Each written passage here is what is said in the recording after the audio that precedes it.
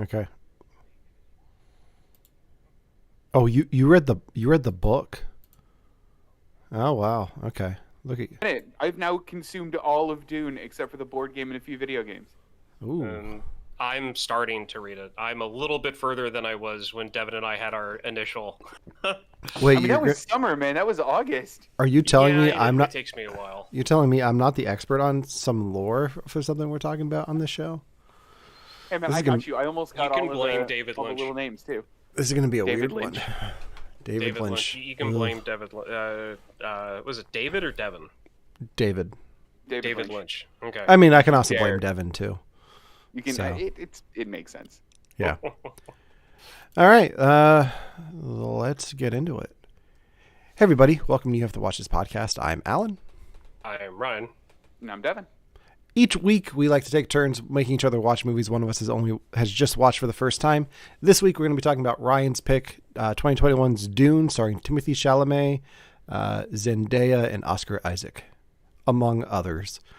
But first, we like to start each episode talking about things that we watched in pop culture over the last week, in a segment we call "We Watched This." This week, Devin and I had the opportunity to see a strong word. to go see the latest Sony Marvel film, Madam Web. Devin, without spoilers, what were your thoughts on Madam Web? Alan. All right, so it was a watch. There were some very cool things, but there were parts of it that were so distractingly bad that it actually not only kind of completely took me out of the movie every time that thing would have happened, but like I can't stop thinking about the bad things over the good things. So ultimately, I didn't like this movie. It was fine. I'm not mad that I saw it. I don't like this movie. Yeah, it wasn't as bad as I expected it to be, but my expectations were so low from what the internet was saying. There are things that I like about this movie. I think the Spider Women look great. I think they'd be fun to see together in a film with their powers. That is not this movie. I think there are some weird choices that are made with this movie. I showed my wife a video of a list of 10 things that happen in this movie, but one of them is fake. She's listening like riveted with like which one's the fake one at the very end. Says, "Oh, nope, you got it. They all happened." And she's like, "No, what?" So We have to understand that like the list too isn't just like Madam Web beats up a bad guy. The list is like her mom is almost saved by Brazilian Spider-Man or Argentinian Spider-Man. Peruvian spider people. Peruvian Spider-Man. Sorry, wrong country. Yeah. And then like, yeah, I can't say anything else without spoiling the movie. But Yeah. like some of the things on the list are bananas, and all of them happen. Yeah. And like I get that like we can do the same thing to Dune, right? Like you do the same thing to any movie and be like, oh well, the octopus man was killed by a black hole that he created in the middle of New York City. And you go, wow, that sounds so dumb if you're being reductive. But like some of this stuff was questionable. Yeah.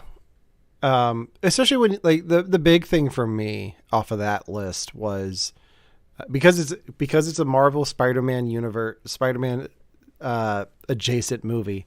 The fact that Peter Parker is born but not named was a weird choice for me. Yeah, the only time they went to go say his name, a balloon popped so loud you couldn't hear it. Yeah. And like, I guess that would have been clever, but I don't know. So Ryan, I have a question for you. Okay, go for it. Is it now so bad it's good? The internet has now turned on this movie, or at least some things that I've seen, and people are like, this is now going to be the new The Room. Don't let Like- the internet fool you like they did for Morbius when they got Morbius re-released into the theaters and then no one went to see it and they said, "Oh wait, we were busy that weekend. Can we do it next weekend?" To Sony. Don't let the internet fool you. It's not that. Ryan, have we sold you on Madam Web yet? No. Okay. I mean, to be honest, I didn't even know about this movie until like 3 weeks ago. Okay. When I saw like a promotional thing of like the actress doing the like they were doing behind the scenes of like her doing the upside down like Yeah. from the ceiling thing, and I'm just meh. Okay. All right. Yeah, it is what it is. If you want to hear more of our thoughts on Madam Web, you can check out my other podcast that I do over on Victims and Villains with Josh Howell called Brilliant But Lazy, where Devon joined us. So we had a 3-person panel talking about Madam Web for about an hour.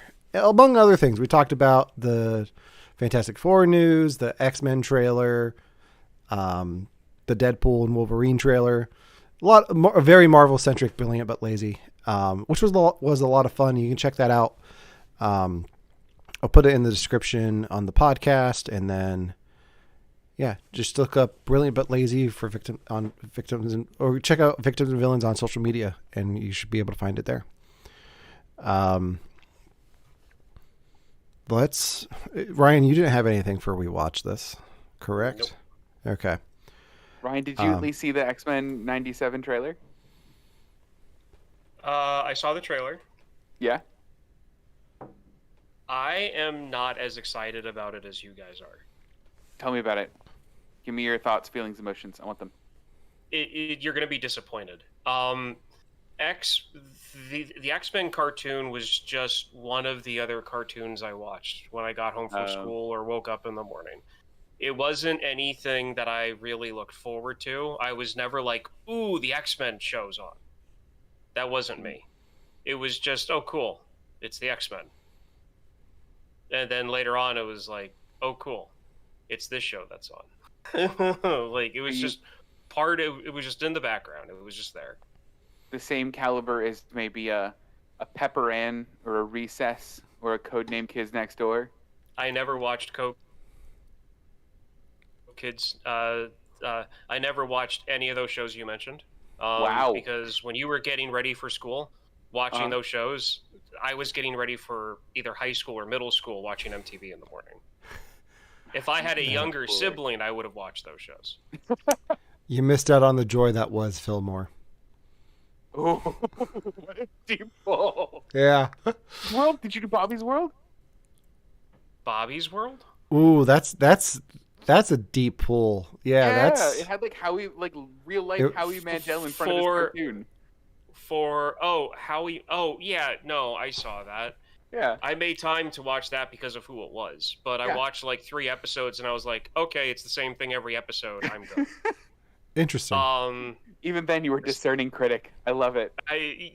Because I had other stuff I wanted to watch. Like, especially if like the X Games were on, or if like I wanted to make it home for TRL every day. From school.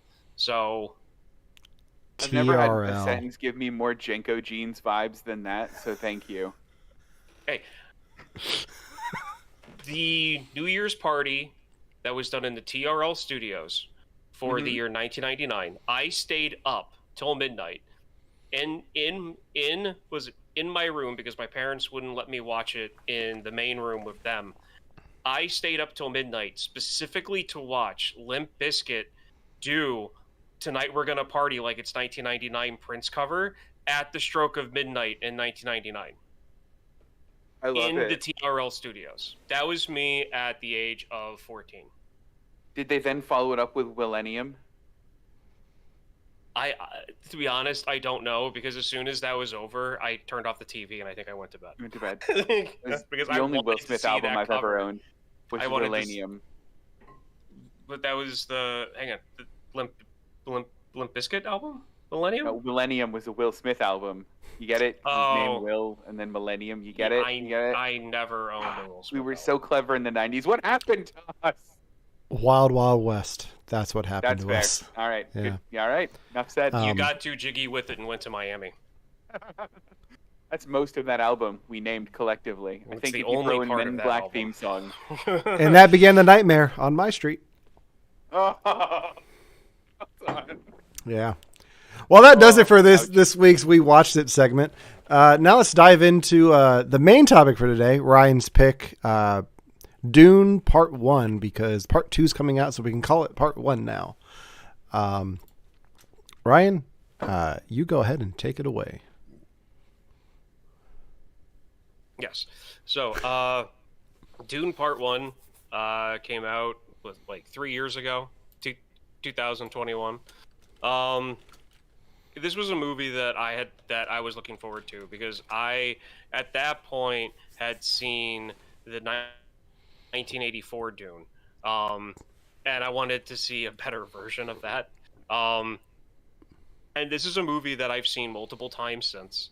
I enjoy the storyline. I had no idea what Dune was prior to watching the original movie and then Dune Part 1. And it has opened me up to the fact that I am slowly but steadily working through the book. I really enjoy it. It definitely goes side by side when it comes to my likes for like science fiction, along with Star Trek and Star Wars and all the different subgenres that those things cover. And I am Kristen and I are definitely going to be go seeing Dune Part 2 at some point when it's in theaters. I don't know when we're going to go, but it'll be at some point. So that's my background with it. I saw it at home first. I didn't see it in theaters. Okay, there we go. Now I'm fully covered.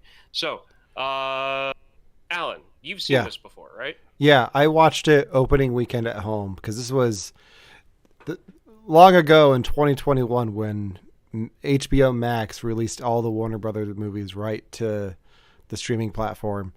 This is one of the few that I was like, okay, I'm going to black out the windows, close the door, and crank up the sound system, and watch I think it was like this and Suicide Squad that I did that for. Yeah, I watched this at home opening weekend with no prior knowledge of Dune at all outside of Star Wars. Took a lot of influence from Dune, the books, with the sand in the desert. But no, I've never seen the David Lynch Dune. I've never read the books. I've only seen this movie twice. Okay. But there is a part of this movie that I have listened to or I've consumed repeatedly. Kind of just spoiled what it was, but is it the spice? It better be the spice. The spice? No, it wasn't the spice. The spice mellow. Yeah. I'm gonna do that the whole podcast. By the way, you ready for that? Go for it. Good. Okay, and then Devon, I'm surprised you haven't seen this yet. I'm really surprised you haven't seen this yet. All right, so I have such a weird. You all know me. We've done this podcast long enough, right? You know how I am with things. So you know that I was introduced to Dune, or may have known that I was introduced to Dune as a concept and as a bit of a movie very, very young from my dad, who absolutely thought this was brilliant, loved it, needed to show me it. I went and of course watched the David Lynch one because it was all that was out then, and went, what is this? I hate this. This is the worst Star Wars. This is the dumbest thing, and didn't pay attention to it, didn't watch it. As an adult, I hear that Dune the movie's coming out and went, pshaw, I'll read the book. And read the book and went, oh, it's a hero's tale. Got it. Don't need this.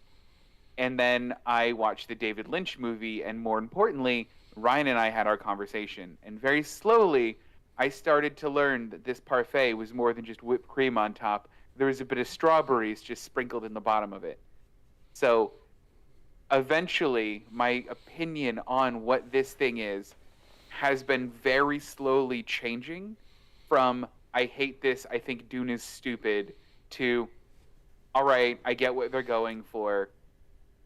And it has since evolved even farther than that. There is more than just strawberries in this parfait. There's a whole layer of chocolate, guys. I'm so excited. Okay. So I wanted to get the topic of the first Dune out of the way. I put that on at the, that's one of several movies that I put on as background noise when I'm cleaning. simply because it's funny. There are things that are said that that make me laugh, and to see Captain Picard in Dune, especially rescuing a little French bulldog, makes me laugh, and it's really funny. And Yeah, Alan's face David is Lynch really went crazy, confused right man. now. Yeah, so now I learned during the prep for this that David Lynch hates that movie Not surprised.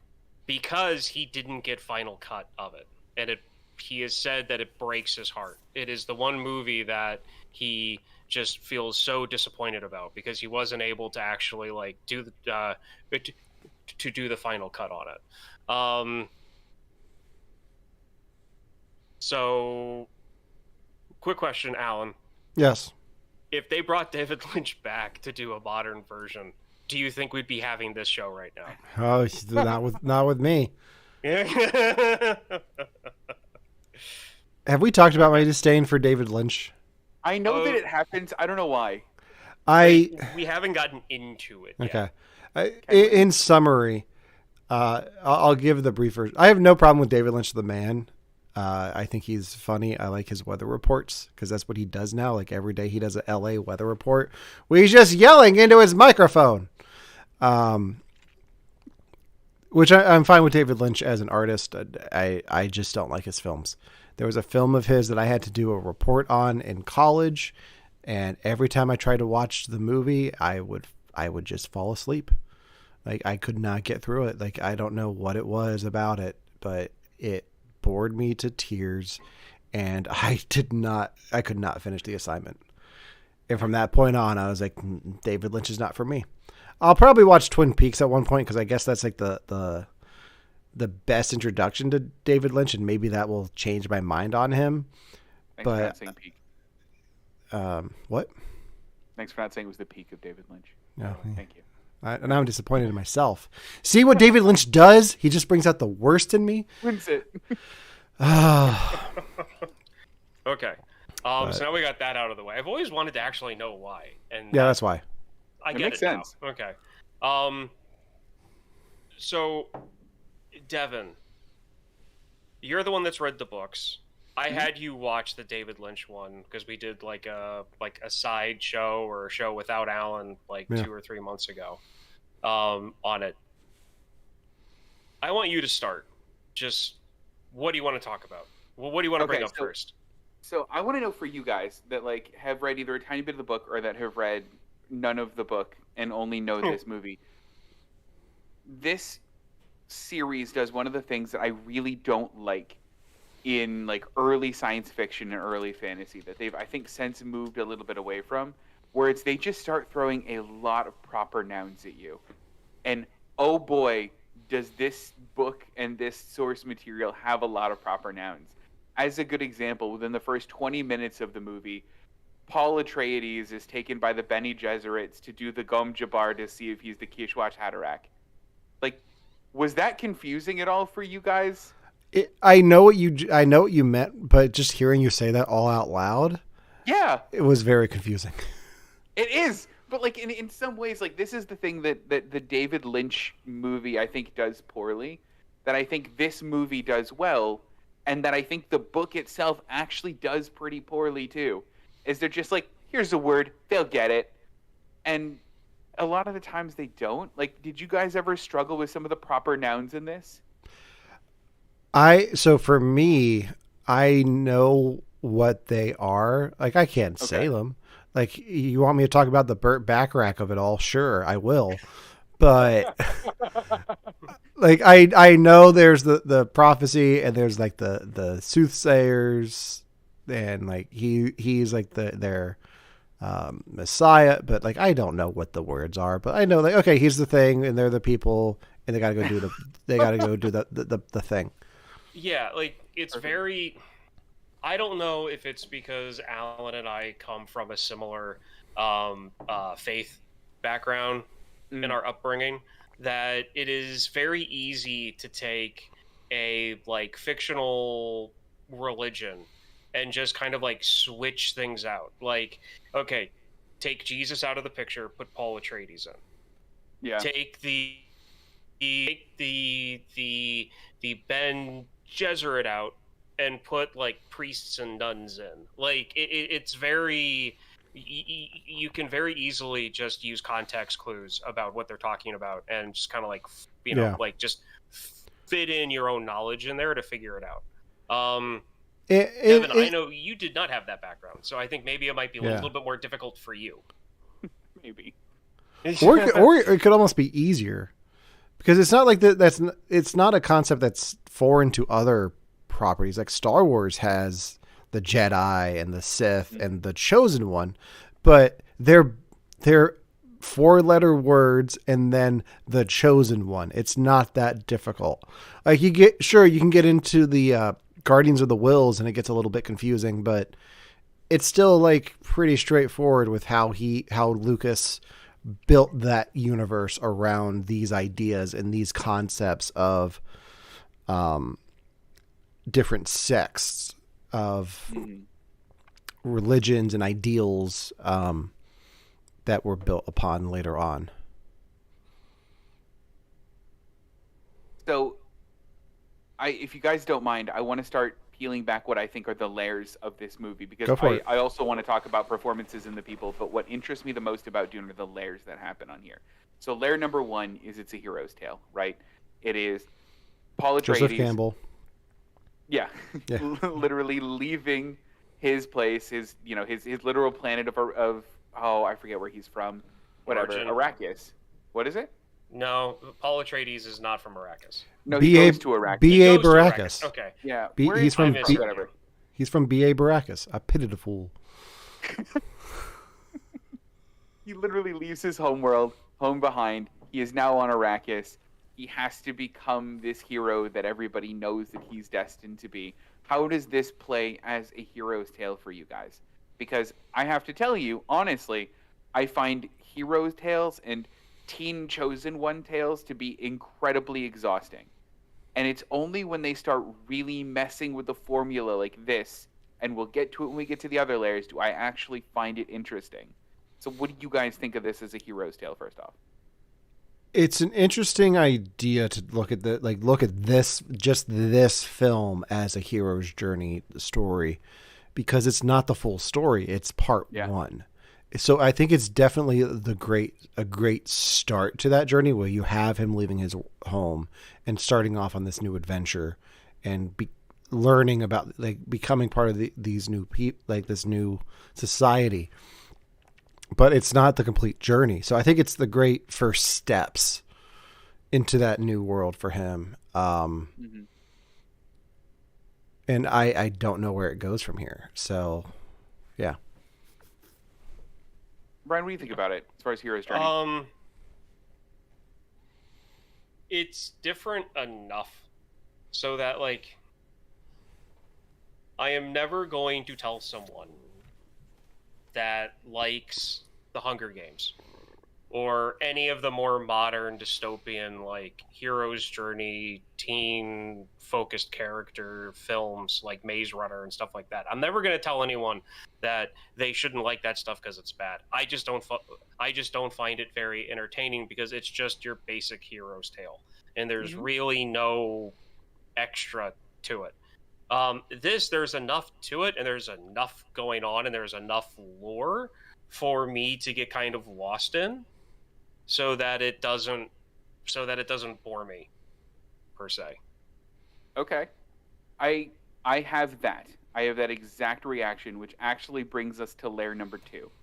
And Ryan, you and I never got past layer number 2 in our last chat. But layer number 2 is the very, very harsh criticism of capitalism that this movie is. So I actually had a really long conversation about this movie with one of my coworkers, where they go, I have zero interest in seeing Dune. And I said, I actually like what it has to say about capitalism. And they go, the movie with big worms in it has anything to say about capitalism? I go, oh, you sweet summer child. The whole reason that people write science fiction and fantasy, especially in the 60s. So I've never heard this take on it before. Can I take a guess at what the angle is here? Yeah, do it. Is the spice oil? I mean, yeah. Okay. Yeah, man. The spice is oil or any natural resource. Yeah. But like, Yeah. if you like track the plot of this movie of who has access to this spice, who's making money off of this spice, and what they're doing to the people that have the access to the spice, it plays out. At least you can kind of tell off screen before Paul and his family get to Arrakis. It basically plays out like Killers of the Flower Moon. This group that's had access to this valuable resource for a very long time is taken advantage of by this other group that comes in and goes, yeah, but we need that more than you. That group is purposely kept poor and purposely kept oppressed in order to keep the price of that natural resource low. And then another group comes in and goes, no, we're going to treat them fairly. And all of a sudden the Emperor goes, you better not, or we'll kill all of you. And guess what happens? Yeah. So that's layer 2 that I love about this movie. I mean, you basically nailed it with this, Alan. Does that help you appreciate it more like it did me? Because this is what started me down the path of loving the movie. No, I think it does. It's definitely something I was aware of. Like the spice is a stand-in for like the oil type thing, but looking at it as a criticism of capitalism as a whole, yeah, it works for me. I will never forget the moment I brought this up to you, Devon.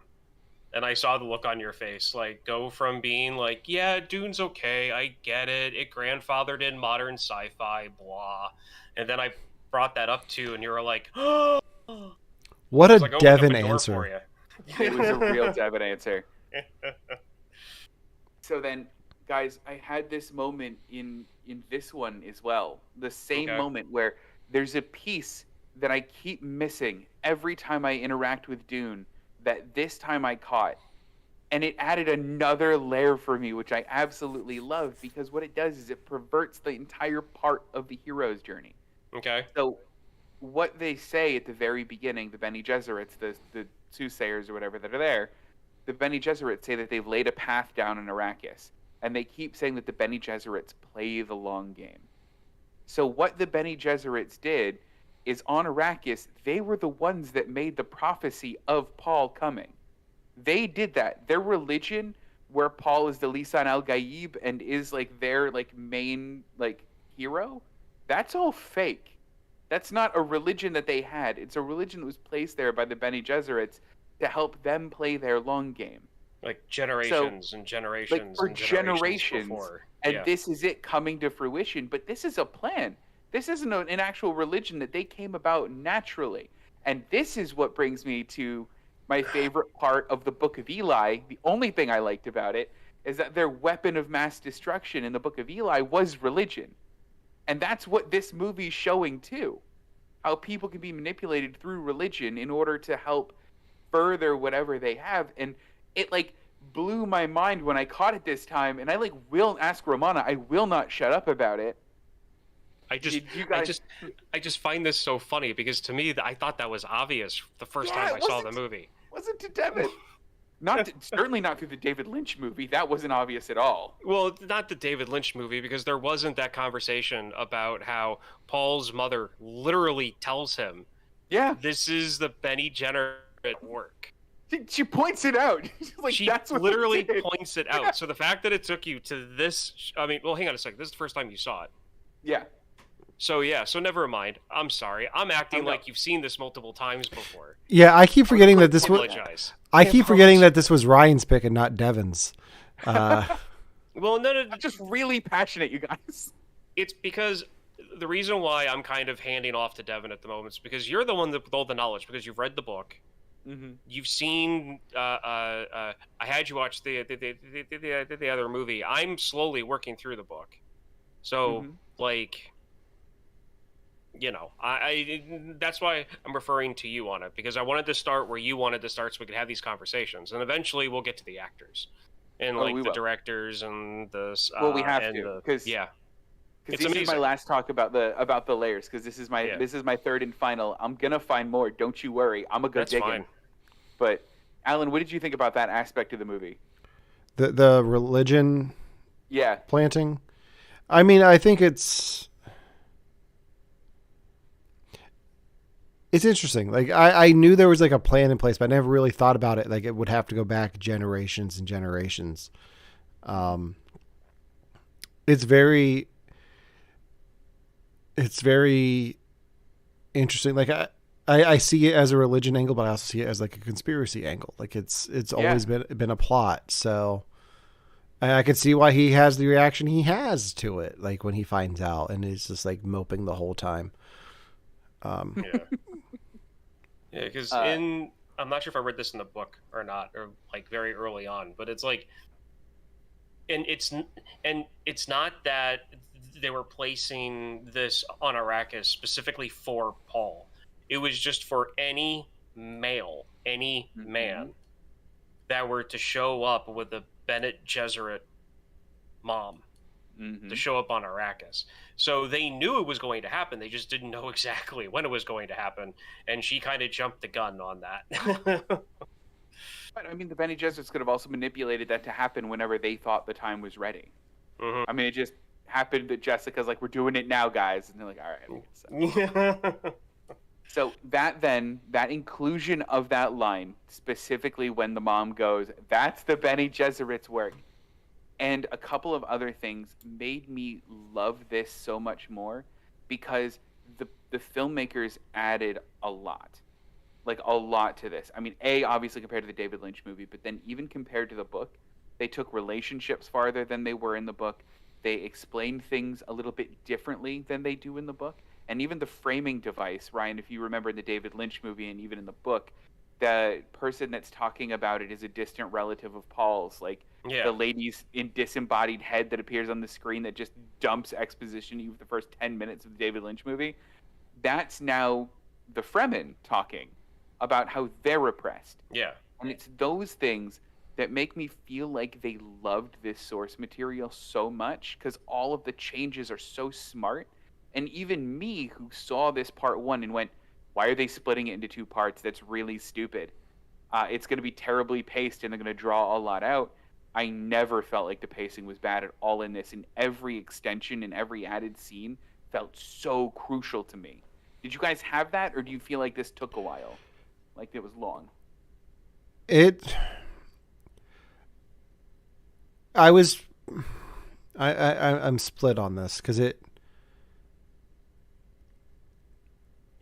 Going into it, I didn't know that it was part one. But when it Oh, first wow. came out, it says Dune Part One at the very beginning. Oh, so this isn't going to be a complete story. So then I was prepared. Okay, so this is gonna end on a cliffhanger. Marty McFly is gonna come running around the corner and say, "Doc, I just got back from 1985." Um, It's your kids. It's your yeah. kids, Marty. Um, it's so like I think it was fairly well paced. The ending it does kind of just end with them walking off into the sunset, but it's not like the happy kind of ending. Like they're not riding on sandworms into the sunset and like a banjo's playing. It's like okay, we're about to get started. Like this is just the beginning of everything. Like it's ominous enough that it's like okay, I want more of this. Like it's Mm-hmm. and the pacing worked for me throughout the whole thing because there are the slow spots, but then it picks up quickly. So I think the pacing worked. Yeah. Ryan, did you? My thing with the pacing is I never noticed the pacing until I realized, crap, I forgot this was like how long this movie was, and I have to stop watching it. I always end up in that. I always end up in that situation. It's like 9 o'clock, 9:30. I'm like, oh, I'll watch Dune again, and it gets to be like 10:30, 11. I'm like, crap, I gotta go to bed, and I'm like, man, I forgot how long this movie is, because just the pacing doesn't, to me, doesn't feel like it's going to be as long as it is. Mm-hmm. So it works for me. I don't have a problem with it. I think part of what helped the pacing a lot for me too was just how incredibly beautiful this movie is. Like, holy cow, guys! Like the cinematography in this is amazing. I was Hmm. floored by this movie. I had when Dune came out, when it originally came out, I didn't want to see it in the theater. And they like the advertisements for this movie was you gotta see this in the theater. You're gonna want to watch this in the theater. And Cynical Devon at the time went, no, I don't want to go to the theater. You're just trying to get my theater money. I'll stay home and watch it on streaming. Thank you very much. I regret not seeing this in theaters. I really do. Do you guys? Like, will you now be seeing Dune Part 2 in theaters because of this? Oh yeah, I Mine. will be. Yeah. Yeah. I mean, I know we are. So I'm debating going to see it in IMAX. Oh, that would be incredible. But I want to talk about a little bit about the cinematographer, the director of photography for this, because I want to list off a few of the other films that he's done of note. Starting off with Snow White and the Huntsman, Oh. Zero Dark 30, Foxcatcher, Rogue One, a Star Wars story, Ooh. Vice, the Dick Cheney movie. He did 3 episodes of The Mandalorian, including the first one. The Batman, and my favorite film from last year, The Creator. So if you like the look of this, you're going to love The Creator. Oh, that's awesome. I gotta watch that then. Yeah. Oh, and then Dune Part 2.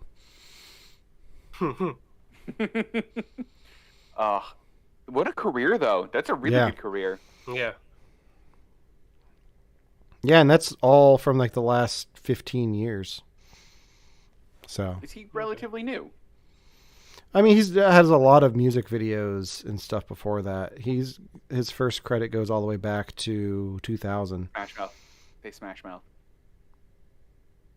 So, He was the cinematographer on the All Star music video. Yes. what? What? I don't way know to that start. that's true, but I want it. What a way to start. Listen, if it's not true, we're just gonna say it enough that it makes it true. No. I love it because that means he took the meaning of that song to heart and just went for it all. Years stop coming and they don't stop coming.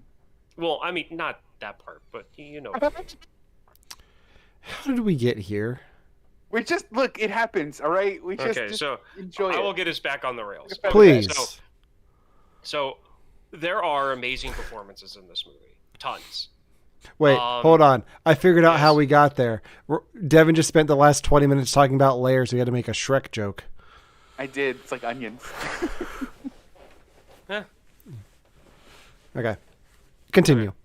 So my favorite character is the Baron in this. The Baron in the David Lynch one is basically just a floating clown.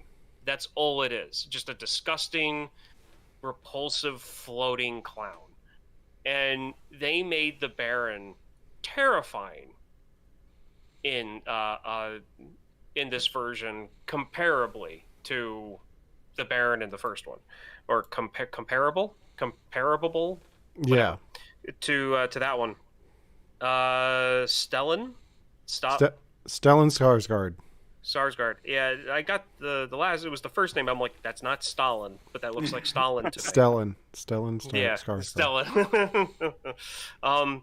He's my favorite actor in this. Simply even though the Baron's not in it as much as the other characters, and believe me, I love almost everyone's performance in this. So I'm not like saying, oh, he was the only good one. Like he was just like he was the one that I enjoyed the most out of pretty much 90% of this cast that I fully enjoyed. And I would have to say second is the like computer person to Paul's father, the Atreides. Oscar Isaac, Duke Leto Atreides. The computer person, the dude with the little black mark on his lip and the eyes rolled back in the head. Oh, okay. Him. Like those two are my favorite characters simply because of just where they are, the things they go through. Like you've got the Baron and him, scheming and the way that he says, like how he promises the head Dune nun not to hurt Paul, not not to hurt Paul. But then when he's questioned on it, he's like, "I'm not gonna hurt him. The desert is. I didn't lie." um, and then the guy for the Duke, him like wanting to like quit his job after his son almost, after the Duke's son almost got assassinated, and the Duke's like, "No, if you want to make this up to me, find the one who did it." Like, Yeah. But anyway, so those were my two. Any performance stand out to you guys? I wouldn't say stand out, but it's obvious to me that Jason Momoa has one mode and one mode only. Like the fact that he doesn't show up riding a motorcycle in this, like, is shocking. Motorcycle or surfboard. I like it works though in this. Like I like Jason Momoa's character, what's his name? Duncan, Idaho. Duncan, Idaho, which is such a weird name, It's a but weird name. I appreciate him, and I like Josh Brolin in this too. He like, if you close your eyes, you just hear Thanos because it's the same Yes. voice. But I like those characters in this because they're the only really the only like I can't really say Zendaya or anything because we haven't really seen much of her character yet. So, but I like those two. Those two stood out for me. Okay. So, Ron, when we did our original one, you told me that they make the Duke creepy in this one, and Yeah. I think I laughed at you. Like, if we play it back, I was like, yeah, sure they do. All right, you're not wrong. They make the Duke creepy in this one. Like, they do a really good job. So, I mean, for that reason, Stellan Skarsgård is like my favorite, but also I just love Javier Bardem in this as Stilgar. I think he's so good at what he does. I think Bautista's good in this too. Like Dave Bautista as They do a really good job of making the Harkonnens look the same. Like they all have this Yeah. same like weird bald pale head. Which is funny That, like, because is cool. because isn't in the book they're all redheads? Because that was Oh. a thing in the David Lynch movie. That like they were all described as having red hair. They might be. I completely forget about that part, like them visually, because I've seen the David Lynch stuff before I read the book, so I just pasted on what the David Lynch stuff looked like into when I read the book. Probably didn't help things when you read the Nope, book. certainly All right. didn't. So- Certainly did not. While we're talking about the Baron, quick question: why does he float? Okay, so the Baron is extremely heavy. Yes. In the book, it's described that every, and I'm quoting the book, every flap of skin has its own like anti-gravity hook that Mhm. like lifts him and moves him.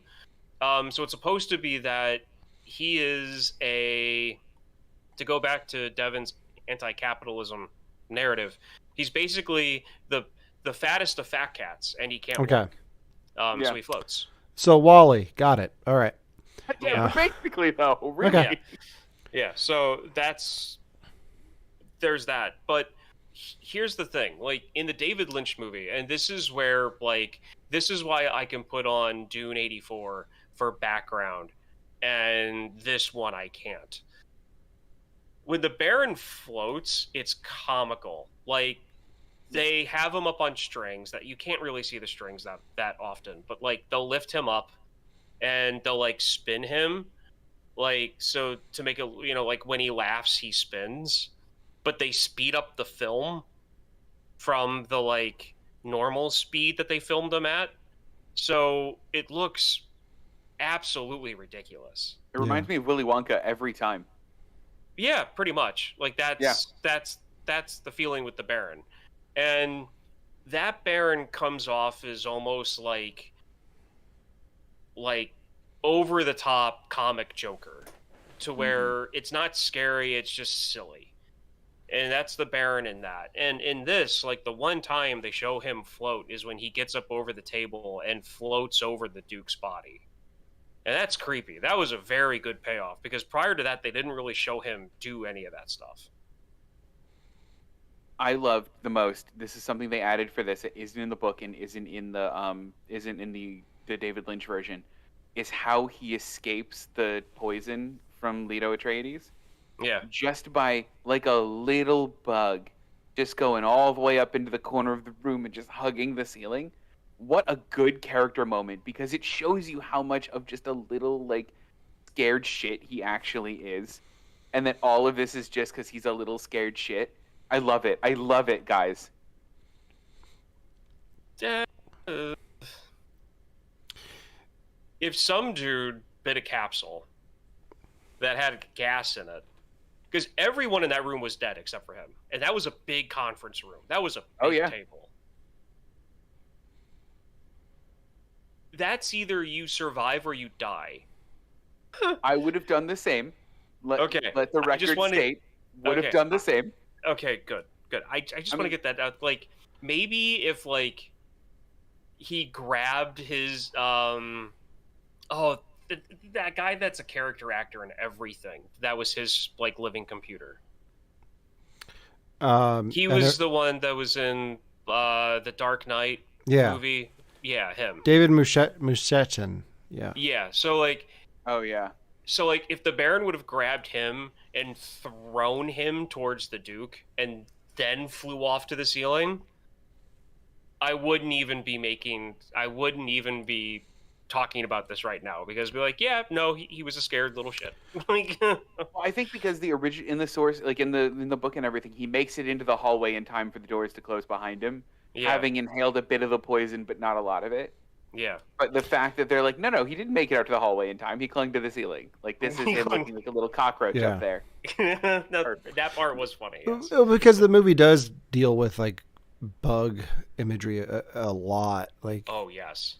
In there. Can we talk about my favorite part of this movie? Yes. My favorite and least favorite part of this movie. This movie ended a relationship. A long relationship between a filmmaker and a composer. I knew you were going to bring this up. This movie, when he was working on Tenet, Christopher Nolan lost Hans Zimmer to Dune. So Hans Zimmer loves Dune so much that he stepped away from his working relationship with Christopher Nolan. Like, I'm sure they're fine. I'm sure they'll work together again someday.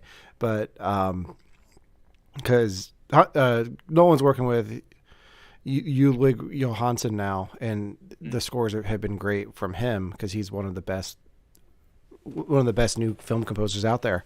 But Hans Zimmer just nails this movie with the score. I've only seen the movie twice, but the score for this is on Hans Zimmer's live album. The House Atreides theme with the bagpipes, best cinematic use of bagpipes in the history of cinema. Yes. And I remember watching this the first time and hearing those bagpipes. I'm like, was not expecting that for a space desert movie. Let's go. It's one of those scores that I want to see live. Like, I want to come to Europe and see Hans Zimmer perform this live with his orchestra band thing. Be incredible. The core of bagpipers step out from behind the curtain.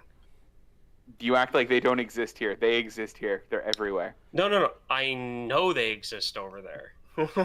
I know that. You know, this is a weird thought and not something that I say often on this show. But I think talking to you guys about this and having just watched this movie, I might watch it again with a little bit more context. Yes. Before part 2. Good. Yeah. One of us. It's just this movie. There's so much to it that I enjoy. Even like. And it's the cinematography, it's the music, it's the sound design, it's literally everything. And a perfect example of this is when Paul Atreides is just in his room and the little hunter-seeker pops out. And the way Paul deals with that, with like standing still and the cinematography of it like floating through the air, like that entire scene, every aspect of it. And then him like space, I mean, does he really grab it out of thin air? No. He pretty much catches it when it goes into the door. But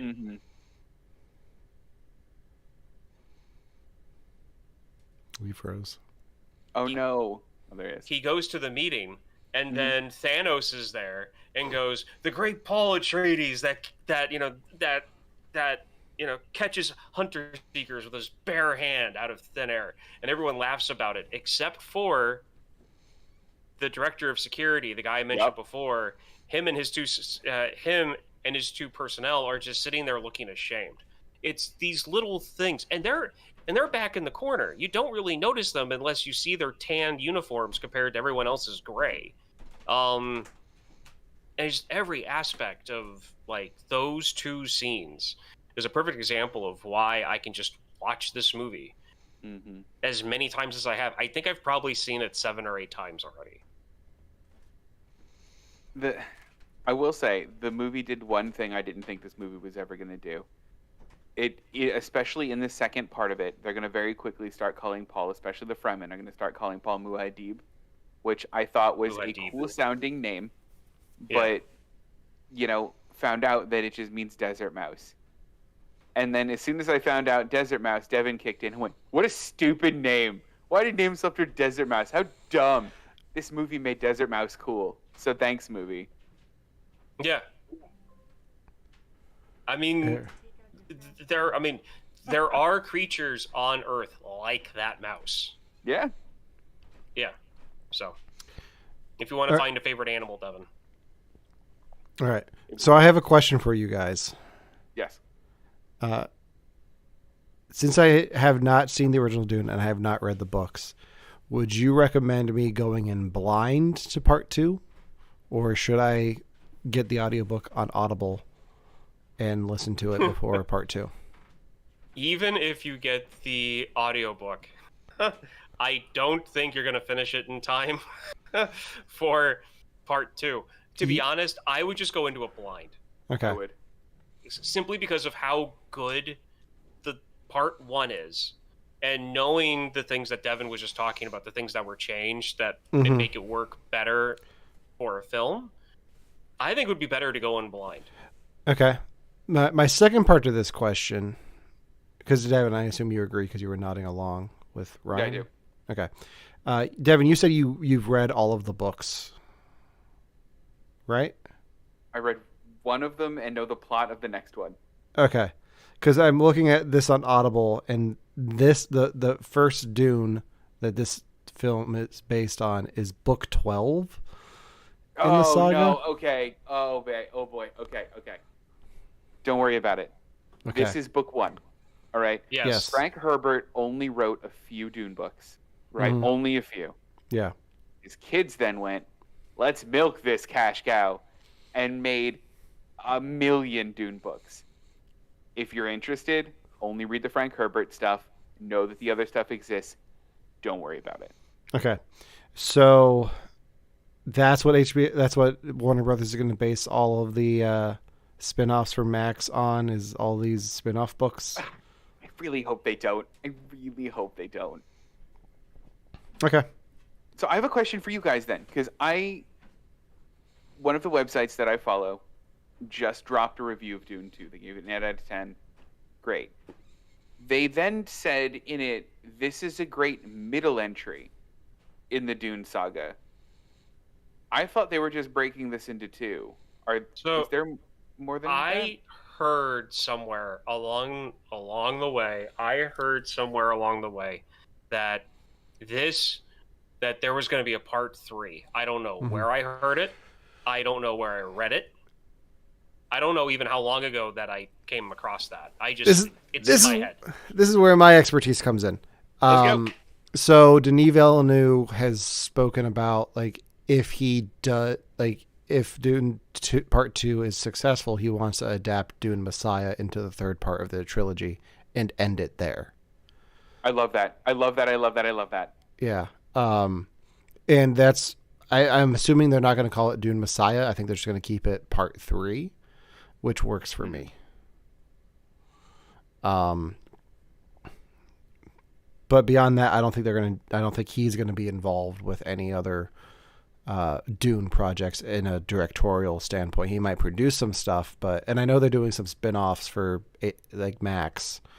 But I don't know what they're going to be. exactly, but Dune, who knows? the Maybe Green Orthodox Catholic Bible. maybe they'll just shelve them and take the tax write off. So Oh. Because the franchise itself, like the books, span like thousands of years. yeah, Like I think Messiah only takes place like a couple years after Dune 1, when Paul is Paul, and I like that a lot. So I'm like really excited to see Messiah turn into a movie because I think it wraps up a lot of what this the groundwork that this movie is laying even now. So yeah, I'm really excited and really hope 3 happens. yeah. So, and just for base knowledge for everyone out there who, like myself, when I first started this, like Alan, when it comes to his background knowledge and my background knowledge on this whole thing, the humanoids in this do come from Earth. Earth does exist in the Dune universe. Mm-hmm. All of these different sects of like humanoids in the Dune universe are all descendants of us. So just for basic background knowledge on the lore, from what I understand, that's how it is. So one day I too can have a desert worm planet. Cool. Well, I mean, at what point does a worm stop being a worm and start becoming, I don't know, like a monster, or like as an actual species name? As an actual. I'd say Because that's what these things are. Yeah, they're just worms. Just big old worms. Ugh. They probably come out when it rains. So let's talk about Dune Part 2 for a second. Yeah. I have not seen a trailer for this, but I keep seeing the marketing, so I know who's joining the cast. Mm-hmm. Devon, do you know who's playing the Emperor in Part 2? No, it's not Skarsgård again. Well, No, Skarsgård's Baron. that's the Baron, the Emperor. Oh, the Emperor. yeah. Sorry, no, I have no idea. Do you want me to spoil it for you, or do you want to be surprised? No, man, do it. Fire away. The spice must What? run. Yeah. What? Walk without rhythm, and you won't attract the worm. Yeah, love Christopher it. I Walken love that. is, which is funny because he's in that Fat Boy Slim video where they just quote Dune the whole time, and he's just dancing around. And now he's in Dune. It's incredible. He's in it. Hey. Wait. Christopher, The Fat Boy Slim song is quoting Dune? yeah, the didn't weapon know of this. choice. Yeah, walk without rhythm, and you won't attract the worm. They're talking about sandwalking. I thought that was Funk So Brother. What? The- No, that one that's- doesn't. Am include I Dune. crossing Yeah. a song and a music video that don't Yeah. exist? Yeah. Same artist, same style, different songs. You can go with this or you can go with that. Also joining the cast, Austin Butler, Elvis himself, and Florence Pugh, Do you know who So- she plays? the princess. Oh boy. Yeah. So, yeah. That's very cool. I'm excited. I want to see this in theaters. I really do. I'm mad I didn't see this first one in theaters. I really want to see the second one in theaters. Well, I remember because Devin, you and I saw Tenet together in theaters, and they had a preview for Dune before it, and we were both like, "Oh, that looks cool." Hopefully, theaters are open by. And I think we both left Tenet like, "Man, the sound sucked on that. Maybe we should hold off on Dune." That's exactly it. It Yeah. was, first time back in COVID, we all wore masks and the sound was weird. And I was like, maybe theaters aren't what I remember they were. Yeah, they've gotten back though. Like theaters, They have. theaters like, and I think that's mostly in part to the popcorn buckets. Are you guys gonna? The speakers needed to knock some rust off. Yeah. Yeah. That's what that was. Are you guys gonna buy the Dune 2 popcorn bucket? If it's available here, absolutely. There's no hesitation at all. I know I said before I was going to, but I honestly don't know if I am or not. Okay. Oh, Ryan. Just think about it. Those little bristly like plastic teeth as you like reach your hand in, just caressing your arm a little bit. See, you're saying that because that'll bother you. It won't bother me. But I'm just thinking about the space that I have, and it's just one more thing that I have to find a place for. See, I don't even think that it'll bother me. I actually like the more I describe it, I'm like, I'm gonna actually be kind of nice. Get like a little bit of a gentle arm rub as I go to get my popcorn. I might not hate that. Okay, we're gonna move on from this conversation. Anything else on Dune before we wrap this up?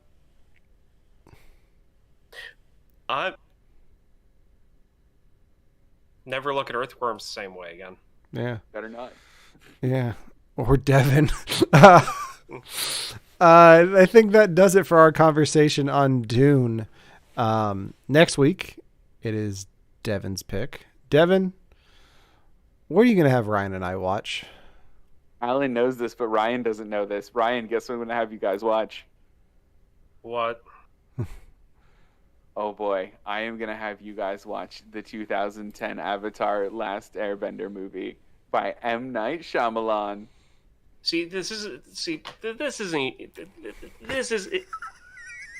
even fair, because the only movie that I have that would work for that, to get back at you for this, is Dragon Ball Evolution, and I wouldn't put my worst enemy through that. Well, here's the thing.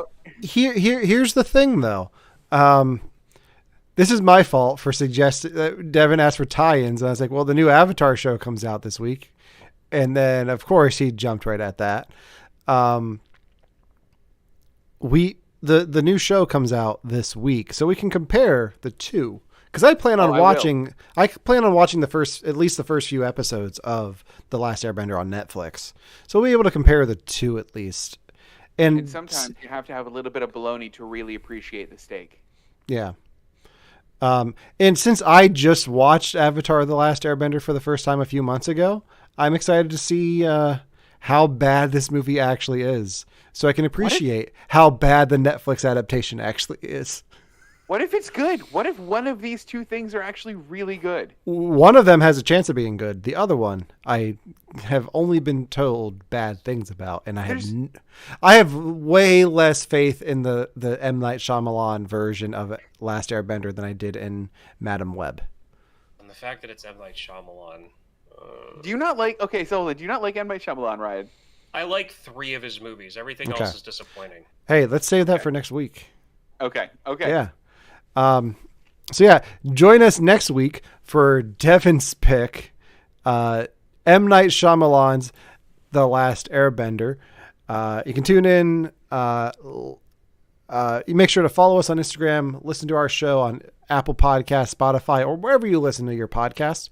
You can watch us live next Wednesday talking about The Last Airbender at 6 p.m. Eastern Time on YouTube, Twitch, and while you're there, make sure to subscribe to both of those places, especially our YouTube channel, so you can go back and watch all of our older episodes. And then check out rumrunnerspodcastnetwork.com to check out our show and all the other great Rum Runners Podcast Network podcasts. Until next time, for You Have to Watch This Podcast, I'm Alan. I'm Ryan. And I'm Devon. My cabbages! Sorry, I wasn't ready for that.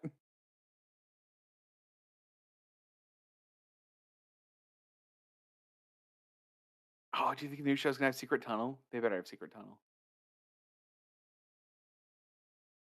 Oh. Good.